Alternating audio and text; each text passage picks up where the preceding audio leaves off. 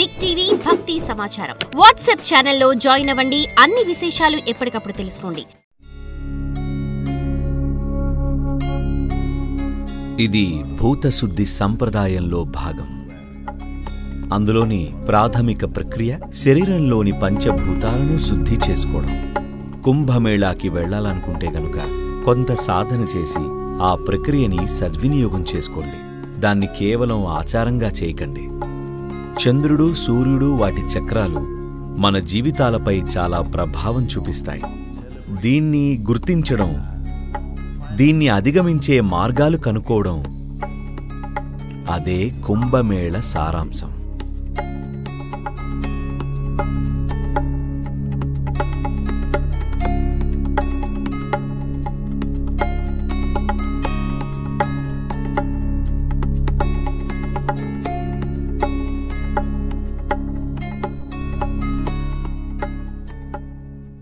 ఇది చాలా లోతైన అవగాహన. 12.5 సంవత్సరాల సూర్యచక్రాన్ని గురించిన అవగాహన. మన అస్తిత్వం ఏమిటి? మనం ఇలా ఎందుకున్నాం? మనకి ఈ రూపం ఎందుకొచ్చింది అన్నది ప్రధానంగా మనపై ప్రభావం చూపే వివిధ శక్తుల వల్లే,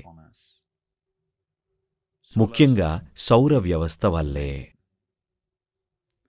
ఒక విధంగా సౌర వ్యవస్థ అది కుమ్మరి సారెలాగా పనిచేస్తుంది.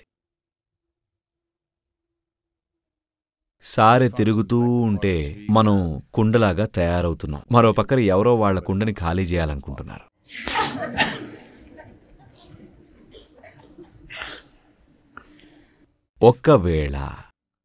ఒకసారి ఊహించుకోండి, మన భూమి ఇప్పుడున్న వేగం కన్నా కొంచెం ఎక్కువ వేగంతో తిరుగుదామనుకుంటే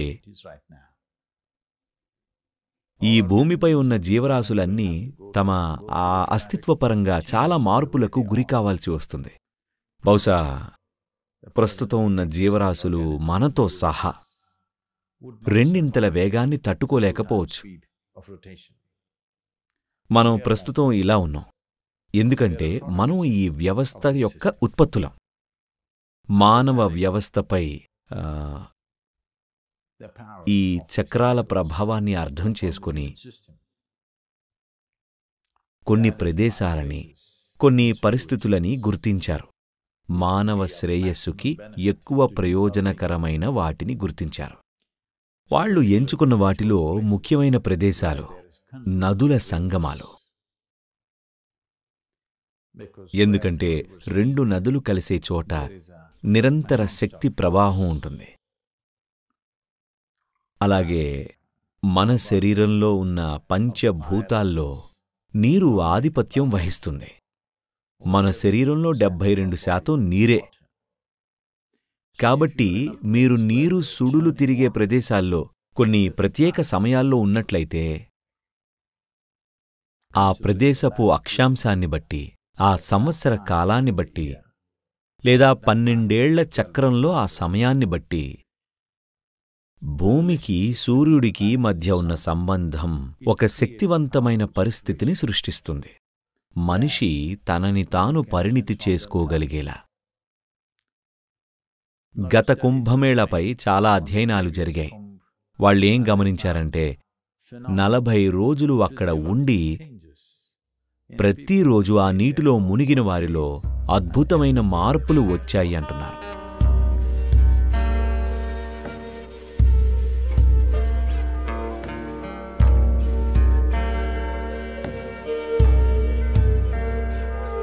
కుంభమేళ 48 రోజులు ఉండాలి. అంటే జనం 48 రోజులు అక్కడ ఉండి ప్రతిరోజు నదిలో మునగాలి సాధన చేస్తూ.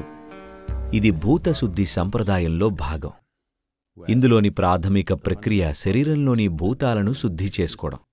వాటిలో నీరు ప్రధాన భాగం కాబట్టి నీటిని చాలా ముఖ్యమైనదిగా పరిగణిస్తారు. ఆరోగ్యానికి, శ్రేయస్సుకి, సంపదకి, జీవితంలో మనం కోరుకునే ప్రతిదానికి. కాబట్టి ఈ 48 రోజులు ప్రత్యేకమైన సాధనలు ఉంటాయి.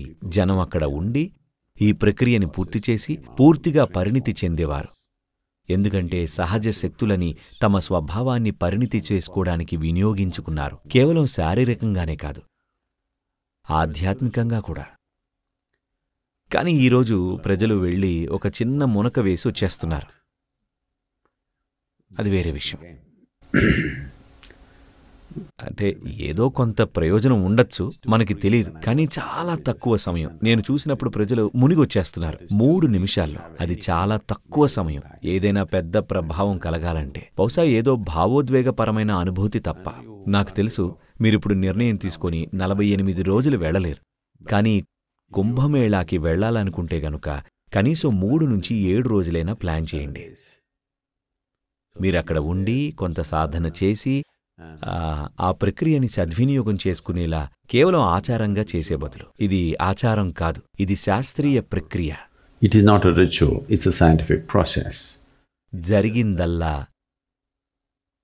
శాస్త్రం కనుమరుగైంది, ఆచరణ మాత్రం కొనసాగింది. జరిగిందదే. ఇప్పుడు మళ్లీ శాస్త్రాన్ని జోడించాల్సిన సమయం వచ్చింది. అప్పుడే మనకి ప్రయోజనం ఉంటుంది.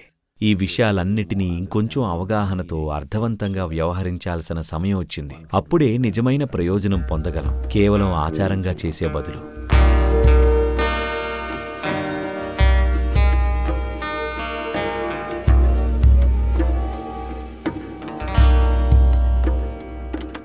మీలో కొందరు ఇలా అనుకుంటున్నారేమో, ఇదంతా నాకెందుకు, నేను ఏసీ ఇంట్లో ఉంటున్నాను.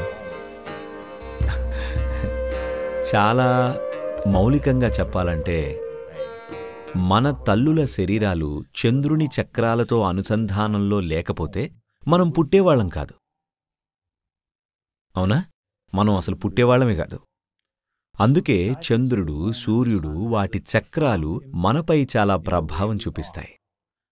దీన్ని గుర్తించడం, దీన్ని జరుపుకోవడం, దీన్ని అధిగమించే మార్గాలు కనుక్కోవడం,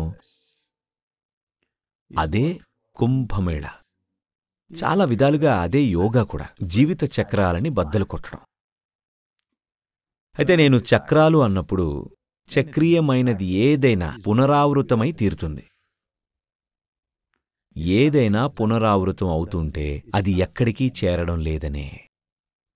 ఈ విషయం చాలామంది మరణం ఆసన్నమైనప్పుడు గ్రహిస్తారు. అంటే వెనక్కి తిరిగి చూసుకున్నప్పుడు, చేస్తున్నప్పుడు గొప్పగా అనిపించినవి వెనక్కి తిరిగి చూసుకుంటే అర్థం లేనివిగా కనిపిస్తాయి. ఇలా వెనక్కి తిరిగి చూసేవారు విచారంతో చనిపోతుంటారు. కానీ ముందుకి చూసి రేపు చెయ్యబోయేది దేనికోసమైతే ఆసక్తితో ఎదురు చూస్తున్నారో, నిజానికి అది అర్థం లేనిదని అనిపిస్తే అప్పుడు జీవితాన్ని లోతుగా చూస్తారు. సమస్య ఆసక్తి కాదు, సమస్య నిమగ్నత కాదు, సమస్య చిక్కుకుపోవడం. చిక్కుకుపోవడం ఎప్పుడూ చక్రీయంగానే ఉంటుంది. ఈ చక్రాలే మానవుడి గురించి ప్రతిదాన్ని నిర్ణయిస్తాయి.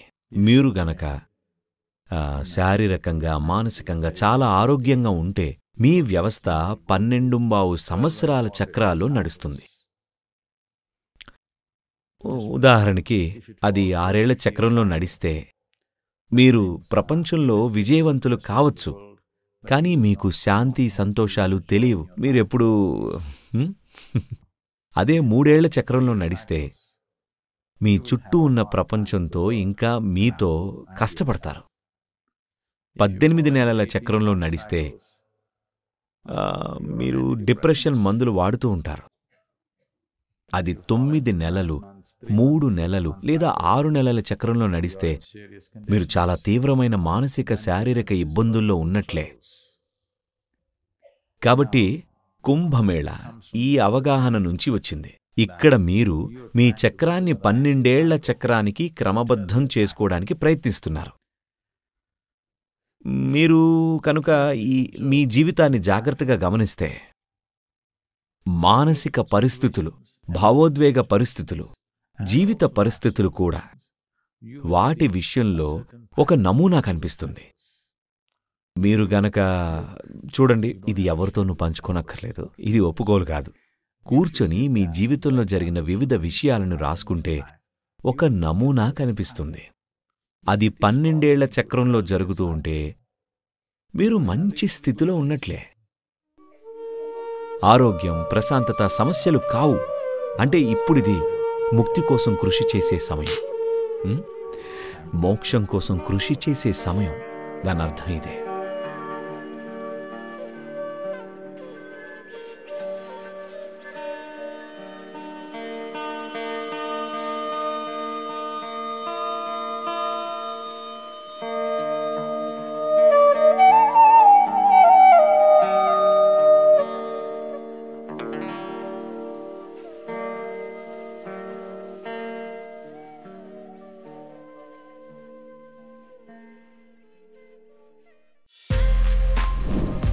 For more videos like this, subscribe Big TV channel.